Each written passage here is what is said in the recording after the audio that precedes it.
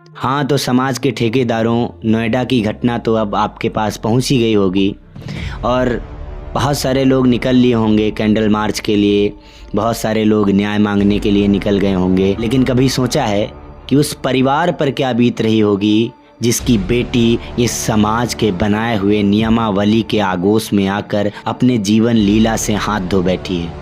इस समाज के लिए क्या, एक बेटी गई है, एक लड़की चली गई, एक पत्नी चली गई, एक माँ चली गई। इस समाज के लिए केवल एक ऐसी संख्या बढ़ी है जिससे समाज को वास्तविक रूप से देखा जाए तो कोई फर्क नहीं पड़ता है। अगर फर्क पड़ता तो निक्की जैसी लाखों महिलाओं का दहेज उत्पीड़न के बाद मर्डर कर दिया जाता है, वो बंद हो जाती। लेकिन नहीं हुई। ये अपराध दिन प्रतिदिन बढ़ता जा रहा है। अगर कोई लड़की अपने पति को मार देती है तो वो एक हाईलाइटेड न्यूज़ बन जाती है, जस्ट बिकॉज ऑफ कि उससे टीआरपी बूस्ट होगी और न्यूज़ चैनल 24 घंटे ब्रेकिंग न्यूज़ पर ब्रेकिंग न्यूज़ लगाए रहते हैं। अभी आपने एक हनीमून वाला केस सुना होगा, सोनम ने अपने पति को मार दिया था तो बहुत सारी ब्रेकिंग न्यूज़ लगी थी।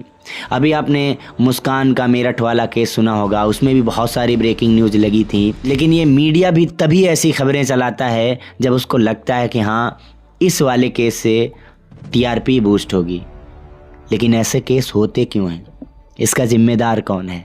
इसका जिम्मेदार है वो समाज जिसके कारण माँ बाप अपनी बेटियों को हो रहे अत्याचार के जानने के बाद भी अपने घर में शरण ना देने के लिए मजबूर रहते हैं। कुछ एक माँ बापों को छोड़ दिया जाए जिनको पता है कि मेरी बेटी से बढ़कर ये समाज नहीं है। उनको समाज कोसता है, उनको समाज लानतें भेजता है, उनके लिए समाज ना जाने कैसी कैसी गंदगी फैलाता है। लेकिन वो इतने मजबूत होते हैं, वो इतना ज़्यादा प्यार करते हैं अपनी बेटियों को कि वो अगर उनकी ससुराल में उनकी बेटी के खिलाफ़, उनकी बेटी को प्रताड़ित किया जाता है, उसके खिलाफ़ साजिशें होती हैं, बेटी खुलकर बताती है तो वो अपना लेते हैं।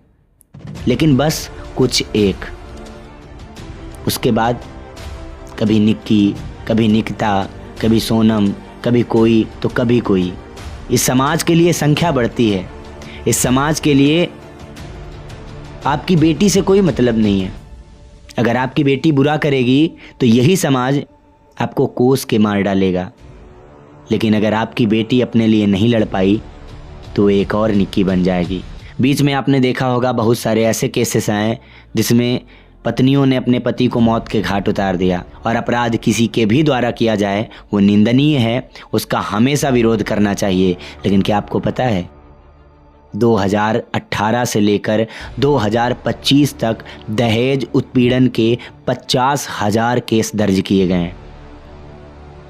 2018 से लेकर 2022 तक 6450 बेटियों ने अपने जीवन को खो दिया, केवल इसलिए क्योंकि उनके माँ बाप उस लेवल का दहेज नहीं अफोर्ड कर पाए जो उनके ससुराल वाले चाहते थे। यानी कि हर एक मिनट पर, हर एक घंटे पर कोई ना कोई केस दर्ज हुआ है, किसी न किसी बेटी की जान गई है।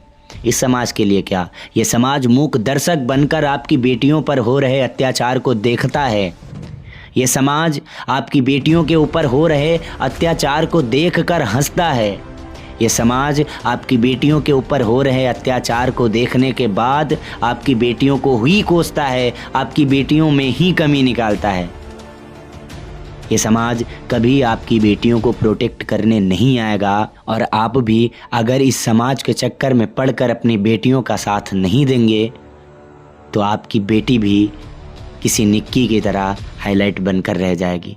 और फिर इस समाज के लोग कैंडल मार्च निकाल लेंगे, थोड़ा सांत्वना दे देंगे, 10, 15, 20 दिन अखबारों में, न्यूज़ चैनल पर हाईलाइट बनी रहेगी, ब्रेकिंग न्यूज़ बनी रहेगी। 2, 3, 4 महीने इन्वेस्टिगेशन चलेगा, पुलिस अपना काम करेगी, चार्जशीट दाखिल करेगी।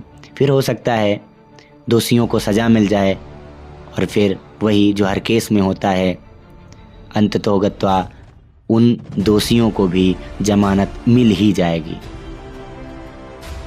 आपको क्या मिला?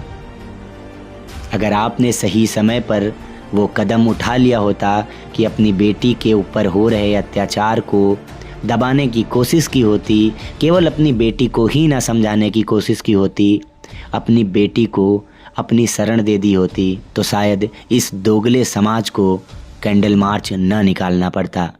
छोड़िए समाज को, अन्यथा आप समाज के दबाव में जब तक रहेंगे, ये समाज मानसिक रूप से आपको कमज़ोर बनाता रहेगा। ना आप खुश रहेंगे, ना आपके अपने, आपका सब कुछ चला जाएगा।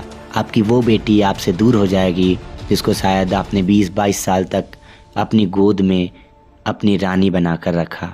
शायद किसी भाई की वो बहन उससे दूर हो जाएगी जिसके लिए वो लाखों सपने देखता है। मैं हर एक माँ बाप से एक बात कहना चाहता हूँ, मैं एक निवेदन करना चाहता हूँ, अपनी बेटियों के ऊपर नज़र रखिए, लेकिन उतना ही जितने में वो कुछ गलत न करें।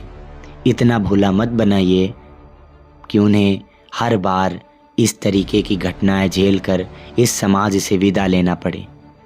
ये समाज आपके लिए कुछ नहीं करेगा। और समाज में बैठे हर एक व्यक्ति से मैं बात करना चाहता हूँ जिसका व्यक्तित्व समाज में ऐसी घृणित मानसिकता फैलाता है कि शादी के बाद बेटियों का असली घर उनका ससुराल ही होता है।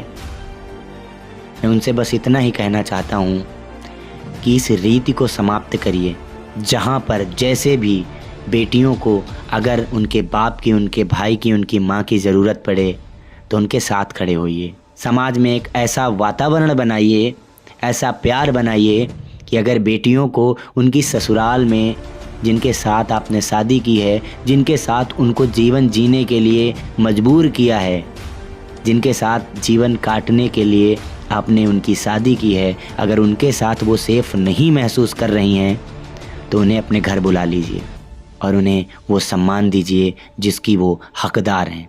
हो सकता है मेरी बातें आपको बुरी लगी हों, उसके लिए मैं आपसे बिल्कुल क्षमा नहीं मांगूंगा, क्योंकि ये मेरे निजी विचार हैं और जैसा मैं अपनी बहन के लिए सोचता हूँ कि उसे कोई कष्ट ना हो, उसकी अगर शादी हो तो वो अपनी रक्षा सुरक्षा स्वयं तय करे, उसके ऊपर कोई अत्याचार ना हो, तो मैं इस समाज में, इस देश में बैठी हर एक औरत के लिए, हर एक बहन के लिए, हर एक बेटी के लिए यही विचार रखता हूँ। आपके लिए ये विचार अगर कष्टकारी हैं तो दोबारा इस चैनल पर ना आइए, लेकिन मेरे ये विचार अटल हैं और हमेशा मैं समाज की हर एक लड़की के लिए इसी विचारधारा के साथ लड़ाई लड़ूंगा। आप सबको मेरा जय सिया राम, हर हर महादेव, जय हिंद, जय भारत।